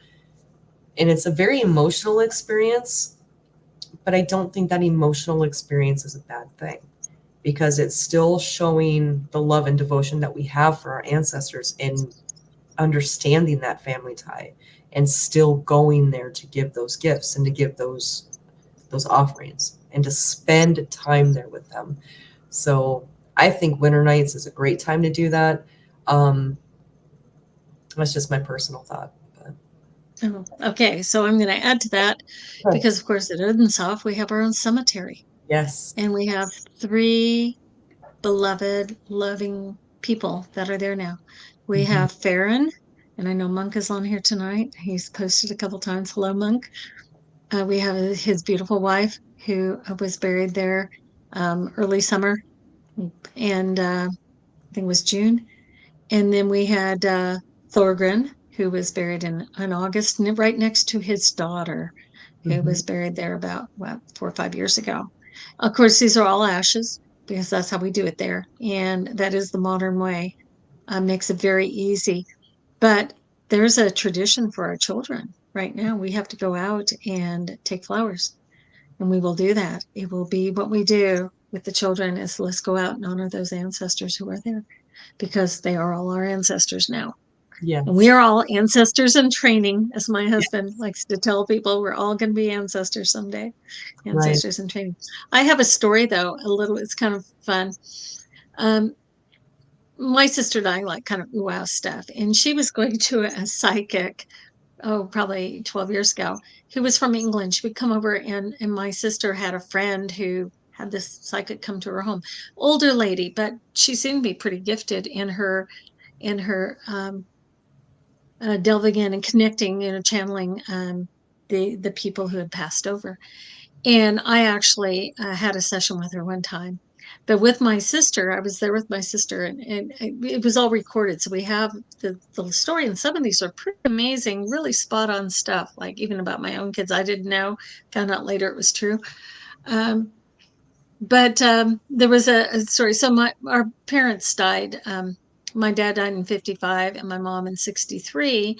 My dad had been in the Army, so he was in the military cemetery in California in Colma, which is just south of San Francisco. And so they're both there. And there was so the lady who was the psychic said to my sister, your dad says he sees something like a hill and green grass, and he says that's where the cemetery is, and that's where the headstones are. And my sister said, well, it's been a while. I've only been there a couple of times, and I really don't remember that, and I don't remember what it looks like. And the lady said, the psychic said, oh, well, your dad says it's okay, he doesn't go there very often either. back to the cemetery where they was buried. So I don't know about that. That's a nice little family story, because we didn't get to know our dad really well. None of us knew him as adults because he died when he was only 42. But he was a good guy, and still it's wonderful he can connect with us. I think that could have been his humor. There you go. But even maintaining, if you have a family plot, or if you have an opportunity to go to the grave sites of your ancestors, take your kids and get them in the habit of actually cleaning up the area. I mean, one of the things that absolutely breaks my heart. There's 2 things in this world that will break my heart when it comes to our ancestors, and it's seeing headstones knocked over. That breaks my heart. The other is seeing these old farmsteads that were abandoned that are caving in on themselves. Breaks my heart.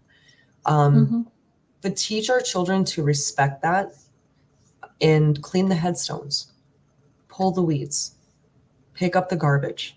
These are all things that we are teaching our children to honor our ancestors with. As simple as it may sound, you know, they make special cleaner for marble headstones.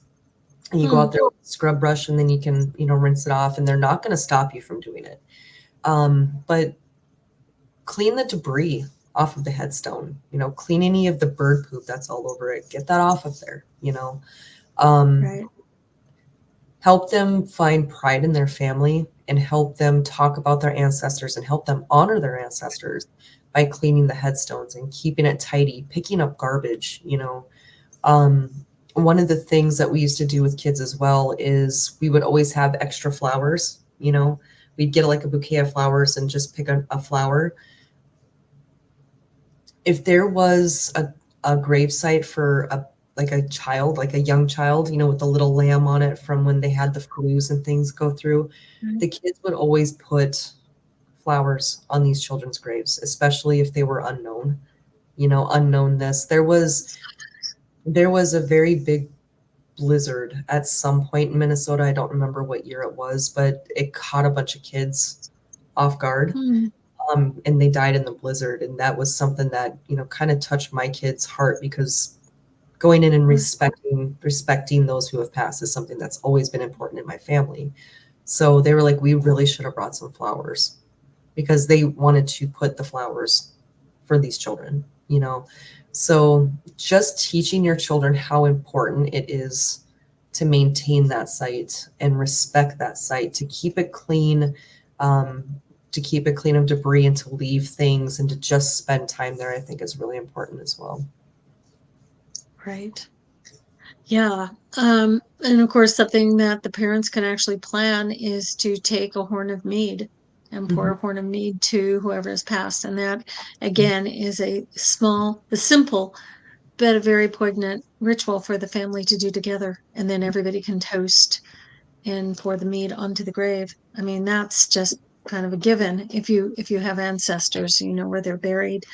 Unfortunately, you know, so many people live far away from where their ancestors are buried. I know in my case, yeah, I mean, I just don't, even my own parents, like I said, I can't tell you when I last visited their graves. Been 10 years maybe. But if you are lucky enough to do that, but you know, you can be the adopted family to somebody too. Absolutely. And it never hurts to go to a cemetery, read the names, Look them up. say thank you for your life, thank you, I hope you're in a better place, and walk around and have everybody read the tombstones and just say the same thing. May you have peace, may you be remembered by your descendants. Those are the kinds of things that we can do as families, and go and truly honor those who are in cemeteries rather than seeing them as spooky. And you know, if there are ghosts around, then they need to go on to the other world where their ancestors are waiting, right? We don't want them to be trapped here on earth anyway. So I mean, I understand that whole thing, but and the really great thing about like websites now, and in this wonderful interwebs that we have, ancestry.com, findagrave.com, they actually have, I mean, if you have their first name, their last name, their birth date, and their death date, you know, you can look that person up and you can see who they were. You can see all of these things, just like if they were your own ancestor. You can learn their stories by looking them up, because people, that's true. People are now adding stories to these things, you know. There's also a really, you know, you said that you hadn't been able to get out to your parents' sites for a while. There's actually a company, I can't remember their names, and I might have to send it to you later, but you can order it and somebody will take them out there for you. I know it's not the same, but that's there as well. But yeah, learning about somebody, you know, that was a member of your community, especially, you know, that did good things for your community and did great things for our folk. You can always definitely be that adopted family, especially if it's neglected. If it looks like if it's fallen over or anything like that, help keep them alive. You know, tell their story. You know. Steve and I actually did something kind of like that a couple of years ago. We went over to Virginia City in Nevada, which is an old silver rush town. It's not gold rush, it's a silver rush town. and that's where Mark Twain was and all that kind of stuff. It's a really cool place. It's out in the desert, so it's high desert and sagebrush and rock and stuff. So the cemetery out there is very barren, but lots of interesting headstones because they started filling those up probably in the, I don't know when it was, 1850s. Mm-hmm. And Steve and we did this one day. We went out and we kind of went off, and I said, I want to make I want to take some time to really think, basically to kind of meditate on where we are. We're in the middle of a graveyard in a cemetery. And he went off and he found some man's grave, and I went off and I found one of a woman. And I really just mentally tried to connect with that lady. Mm-hmm. And again, appreciate who she had been. I think she had died fairly young, and I'm not sure of what, but it stayed with me. I felt that was a significant part of my day, was to do that and to remember her, knowing that maybe nobody else has remembered her in 100 years.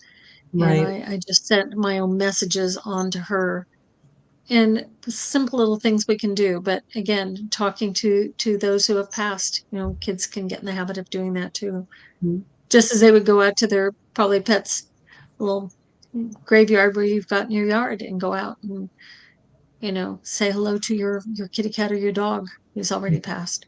Right. Kids are sensitive about things, and if it's in the heart and you're thinking about it, it's still there to some extent. Say their names. Yes, Yeah. absolutely. Yeah.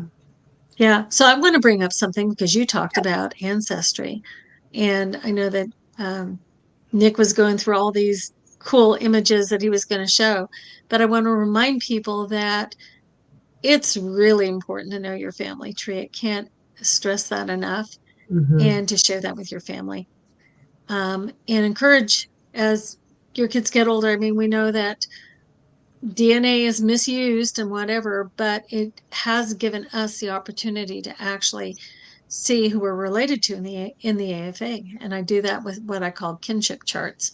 Mm-hmm. So, and right now I understand, at least for Prime Day at Amazon, they had Ancestry DNA kits for only $40. So if Wow. you can get one tonight, you might be able to.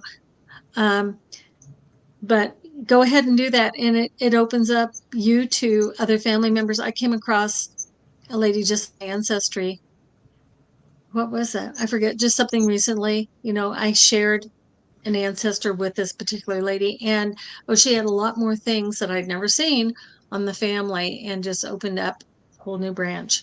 Mm-hmm. And that is what's kind of cool too with Ancestry. And of course, Ancestry also gives your ethnicity and various things like that. But it's wonderful to share with family and be the person who does that, because every family should have someone who's the keeper of the history, the family history. And it is so easy to do nowadays.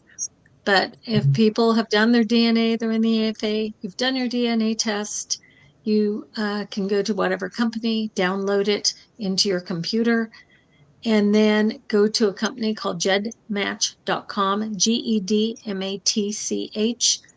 And it's a really cool site anyway, if you don't do anything else, but go there and upload in their little upload thing your raw DNA.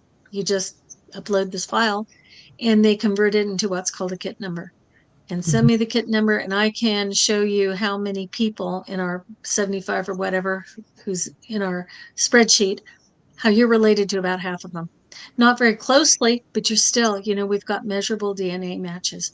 And that's so much fun. At events, I've done things like grab a ball of yarn, and I will toss to somebody I know is an ancestor, and they will toss to or not a cousin, toss to a cousin who tosses to a cousin, and you get this wonderful web, just Mm-hmm. showing that we are all connected. And that is, I always used to, well, the word folk, I was through folk assembly. That was me, because we used to call everybody who would come our folk.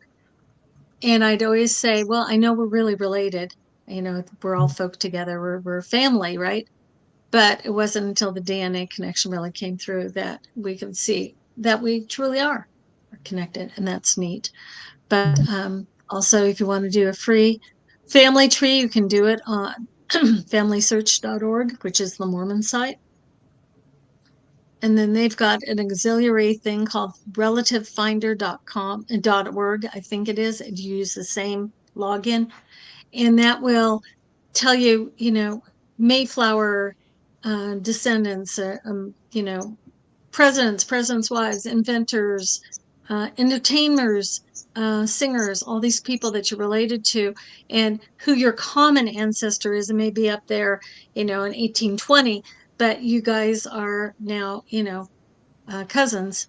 And it shows on that too in relative advantage. So, and that's neat for kids because then you can say, hey, look, we're related to Elvis Presley. And you are, because that's really true.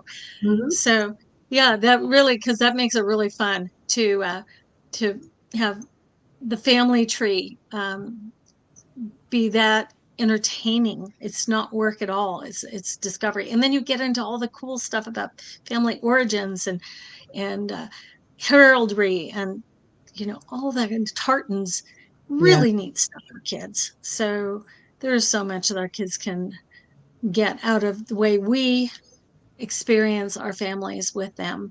um, they've got enough to keep going their whole lives and keep discovering about their own family trees. that's great. So, Yeah. so far tonight, we've covered heroes and we've covered prayer and we've covered heroes and prayer and winter nights and ancestors. What else do we want to cover tonight, Sheila? Wow. um And I think we've just kind of scraped the ice off the tip of the iceberg on here. yes, indeed. Yeah. I think, again, kind of back to the whole cemeteries thing, taking kids to towns where the family um, had, where you built memories together, maybe to grandparents' homes. If there are any homes that are there, drive by and tell the stories about what it was like. Again, Mhm. connect your children to your childhood, and then you can carry it on back at that point. But a lot of kids don't realize their kids were young. I mean, their parents were ever young. You go through Right, that too. right. You think, always mean to me, or always a big guy. You've But of always been course, yeah, old. always been old. Yeah. So yeah, working on that whole, all the family tree dimension with your kids Mhm. their whole lives. And again, honoring those ancestors, like we've said. Birthdays, death dates. I actually made up a sheet, and I may see about actually offering it. Well, it was a PDF, and I had it for every day of the year. And there was a space to put an ancestor's name and then a death, basically the algaes or the upside down for life or death, for born or died, and the Mhm. date. And so on a certain date, it would be a certain name. So it would either be the birth or the death date. And you could have that over on the ancestors table. We haven't talked ancestors tables. Yeah, we should do that. And Talk ancestors too. yes, What? yes. Let's start with. Let's talk about the ancestors table, and then I would like your take on how kids could set up their own space in a home. So let's talk ancestors tables first. Okay. Uh, Yeah, when we started Daughters of Frigg, we all shared some of our pictures, and we had things like candles and flowers and teacups. And I think, to me, I've got collected some wonderful teacups and saucers that we have at Odin's that we use for our ladies' teas. And to me, that represents those ladies who have passed on. Not that they necessarily, that mine, even recent ones, probably use mugs of coffee, right? But still, there's something about the teacup which is really special, as a symbol of our mothers.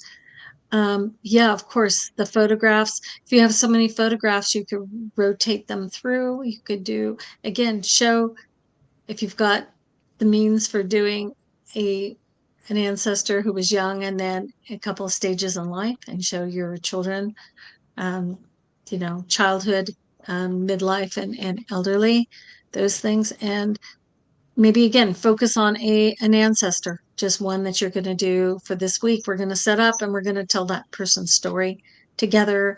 And I Mhm. know that he really liked marshmallows and blueberries, and so you could do that kind of a thing. Or was a fisherman, and you could talk about that and go out fishing and remember how granddad loved fishing. There, but yeah, make an ancestors table that is kind of a living representation. So it has kind of unique things, and of course we want to do that at winter nights anyway. And I need to remind people, bring photos of your mothers that we can all, honor those ladies and kind of look in their eyes and see perhaps you in their eyes, kind of thing. But it's really important. But yeah, talk about the children who even passed away when they were young in the family, because everybody had those kids. Nobody remembers those. We always remember the old ones who actually made it in the world, but we don't often talk about the children who passed when they were young, but are still out there and maybe came back within the family line too. But we all share that ancestry, common ancestry with them. We share the DNA with all those who have passed.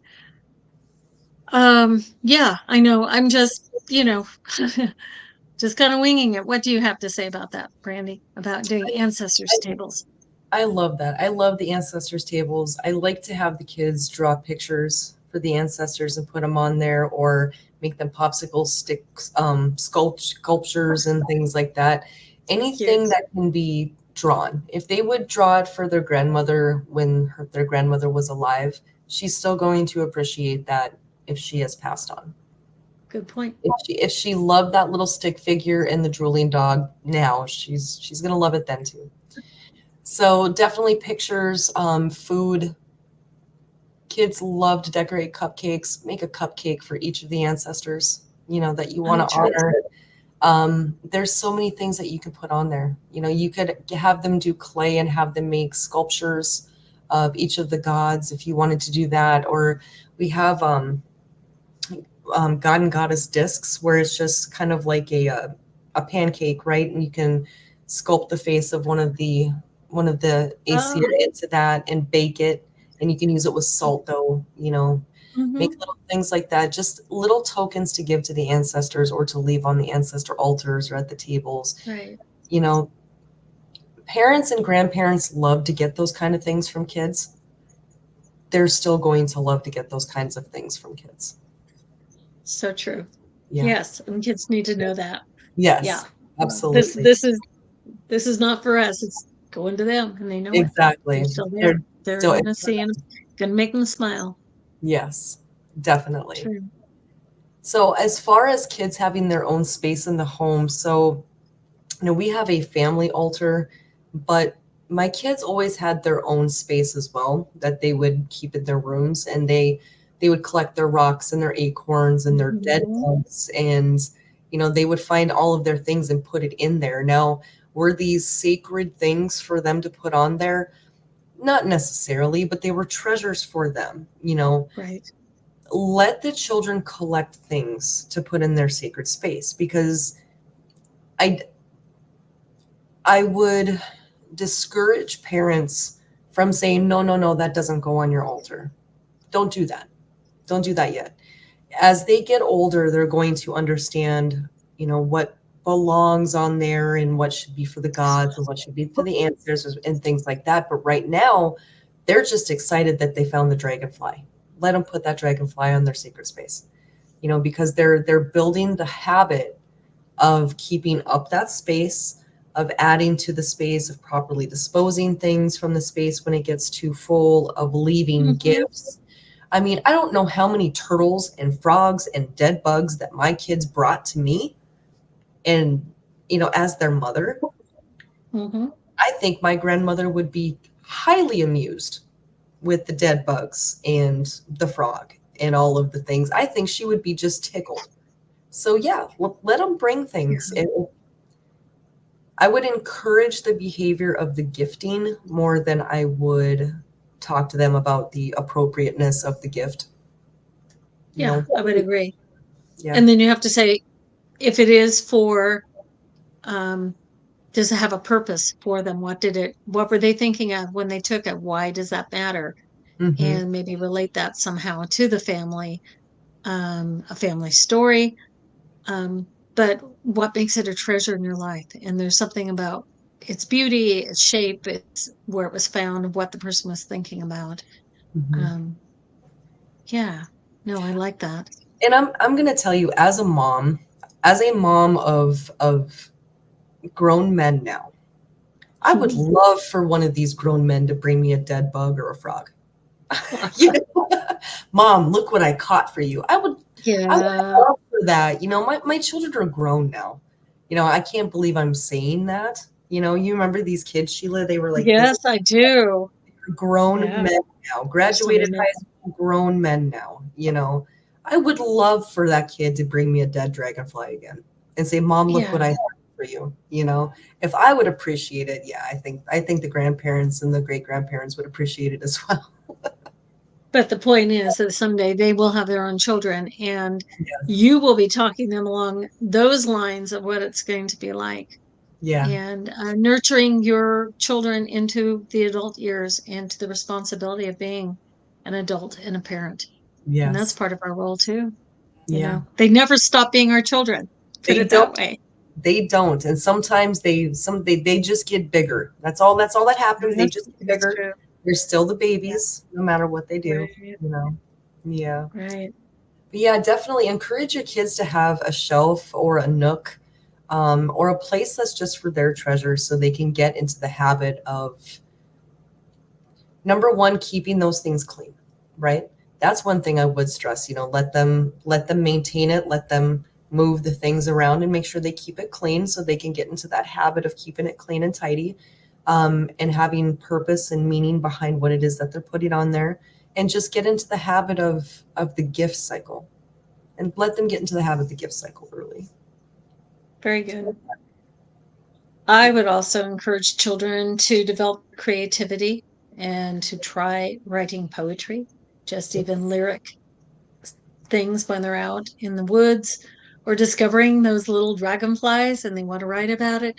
It's interesting to see how children who are raised within our church um, sometimes do that naturally and refer to the gods and the ancestors in their Mhm. writings Yeah. because it's as real to them as their ancestors, as the living can, know that they've got this connection. And as we know, little Madeline, Olivia's daughter, wrote a beautiful poem. Not a poem. Well, she wrote a poem and then she put it to music, and it was lovely. And our friend Ryan Skinner the other day just did a wonderful song, and I don't know if you guys have heard it, but he put it to some AI music with some AI person singing it, but it sounds great. And again, it was his own expression of of our religion, of our truth to the gods.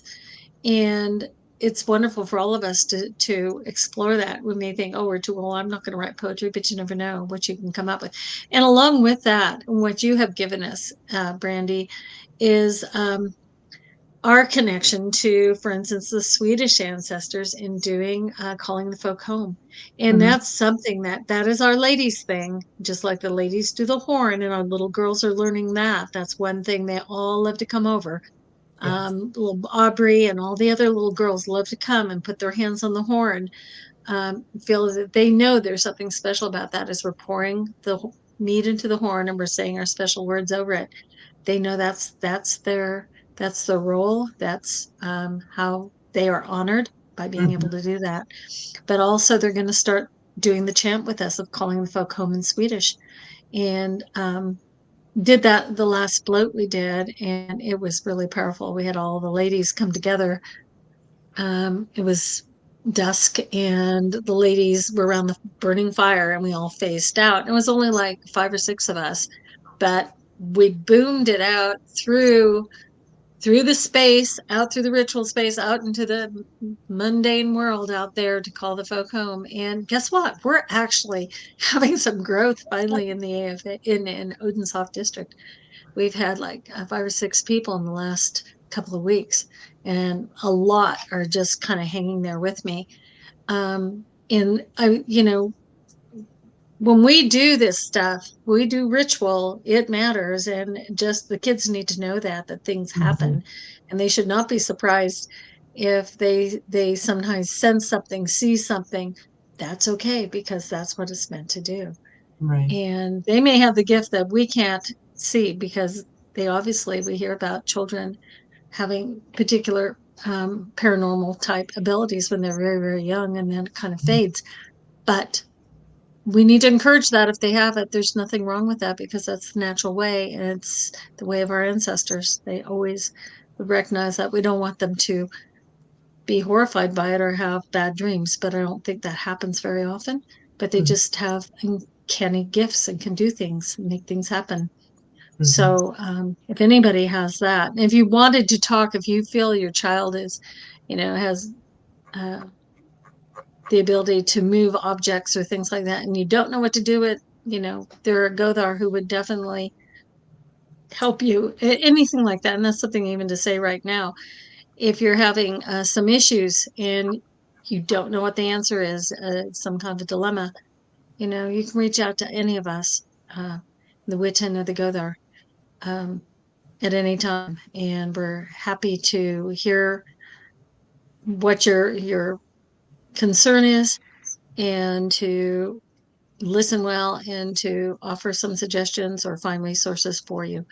But that's what we do for anybody, but also for our families, for our adults. Yeah, people go through a lot. We're here for them. Yes, ma'am. Oh, and looks like we have a happy 25th birthday, Stephen.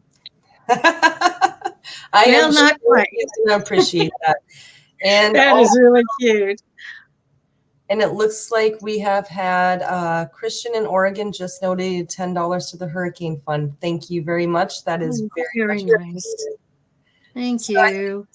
I think that is a good way to go ahead and wrap this one up, Sheila. Everybody, if you haven't already, please remember what I asked our folk to do tonight. Please do some sort of offering or prayer, or send those good things out tonight over to our folk down in Florida, and to also all those down south who were affected by the hurricane before. So let's get some things going for our folk down there. So get them some protection and some help and some aid, as well as some prayers and some offerings for their safety and security.